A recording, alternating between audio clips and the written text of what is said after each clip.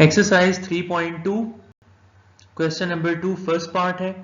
इस क्वेश्चन को करने से पहले जरा मैं आपको बेसिक कंसेप्ट बता दूं। देखें, इस फॉर्म की जब भी टर्म आपके पास आ जाए, प्लस हो या माइनस हो, इसको हम बाइनोमियल सर्ड कहते हैं। इसका नाम क्या होता है? ये आप लोगों ने 9th क्लास में पढ़ा था ये concept. It is called a binomial surd. Binomial surd को इंटीग्रेट करने से पहले जब भी डिनोमिनेटर में आएगा आपने इसको रैशनलाइज करना है, ठीक है। तो आप देखें, यहाँ पे जो भी साइन हो, इस साइन को चेंज करके रिजल्टिंग नंबर पे, रिजल्टिंग क्वांटिटी पे आपने मल्टीप्लाई और डिवाइड कर देना है।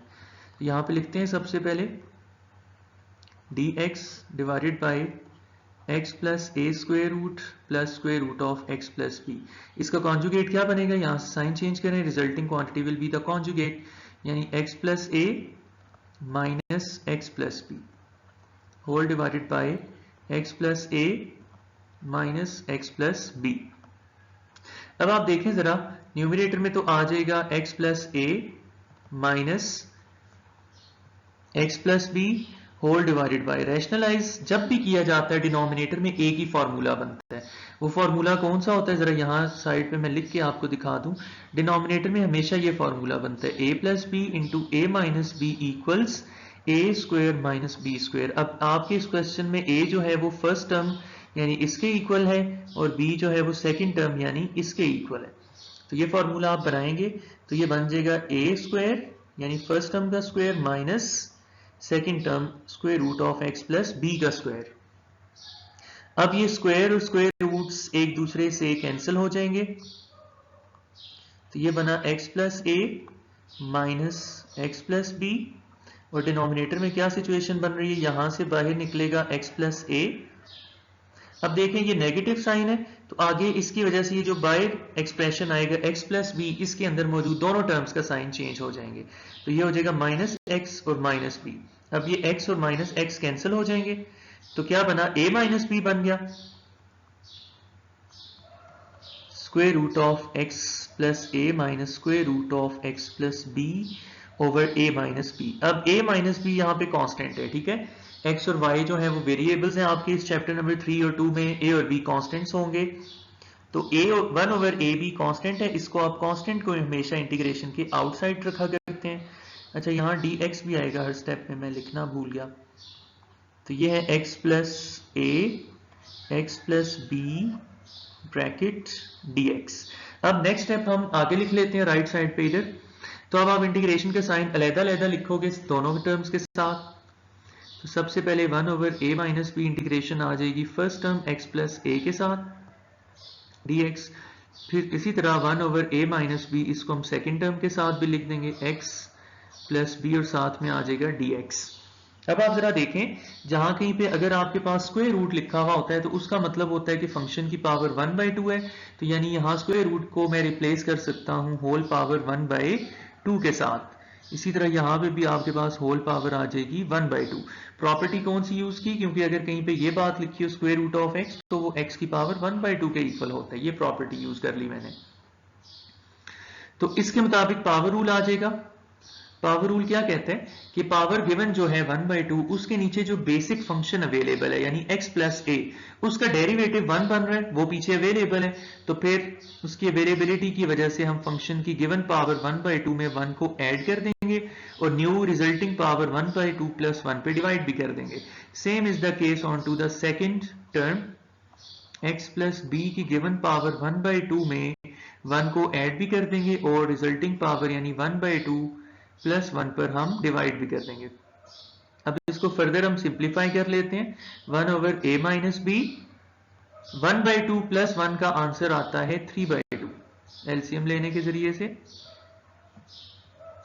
3/2। और इसी तरह ये है 1 ओवर a माइनस बी, और ये भी आपके पास 1/2 प्लस 1 का आंसर क्या बताया? 3/2, और नीचे भी 3/2। नेक्स्ट स्टेप में जो है ये 3/2 का 2/3 बन जाएगा। 1 over a minus b into 2/3 multiplied by x plus a whole power 3/2। इसी तरह -1 over a minus b 2/3 multiplied by x plus b whole power 3/2 और at the end 2 1s are 2 और ये 3 को हम a माइनस बी के साथ लिख देते हैं। इसको अगर हम कॉमन निकाल लें तो बार बार लिखने से हमारी बचत हो जाएगी, टाइम सेव हो जाएगा। x plus a whole power 3/2 minus x plus b whole power 3/2 plus constant of integration. This is the final answer. Part number 3, ये भी बाइनोमियल सर्ड है, इसको भी रैशनलाइजेशन के जरिए से सॉल्व किया जाएगा, यानी इंटीग्रेट करने से पहले आपने सिंप्लीफाई करके दिखाना है बाय रैशनलाइजिंग। तो जैसे मैंने प्रीवियस स्लाइड के ऊपर बताया कि जब भी दो स्क्वायर रूट्स के दरमियान आपके पास प्लस या माइनस साइन इन्वॉल्व हो जाए तो ऐसी कंप्लीट टर्म को हम कहते हैं बाइनोमियल सर्ड, SURD। इसका कॉन्जुगेट क्या होता है? सेंटर वाला साइन चेंज किया जाता है, माइनस, ये दोनों एक दूसरे के कॉन्जुगेट सर्ड होते हैं। तो हम इसको मल्टीप्लाई कर देते हैं और डिवाइड कर देते हैं। तो सबसे पहले हम लिखेंगे गिवन एक्सप्रेशन को 1 over square root of x plus a, इसके कॉन्जुगेट डिनोमिनेटर के कॉन्जुगेट के साथ आप मल्टीप्लाई भी करवा दें और डिवाइड भी करवा दें। तो ये बन जाएगा x प्लस ए से ये हमने मल्टीप्लाई कर दिया और इसी के साथ हमने इधर डिवाइड भी कर दिया, साथ में आ जाएगा dx। अब आप देखो कि न्यूमरेटर में तो हो जाएगा 1s are square root of x plus a minus square root of x। Denominator में जैसे प्रीवियस स्लाइड में मैंने एक्सप्लेन किया, हमेशा एक ही फॉर्मूला बनता है, फर्स्ट टर्म का स्क्वायर माइनस सेकेंड टर्म का स्क्वायर। फिर आप न्यूमरेटर को एज इट इज लिखो, x plus a minus square root of x whole divided by, अब ये जो स्क्वायर और स्क्वायर रूट्स हैं एक दूसरे के साथ कट जाएंगे, कैंसिल। तो फर्स्ट टर्म से निकला x प्लस ए, सेकेंड टर्म से निकला माइनस x, तो ये x और x कैंसिल हो जाएंगे।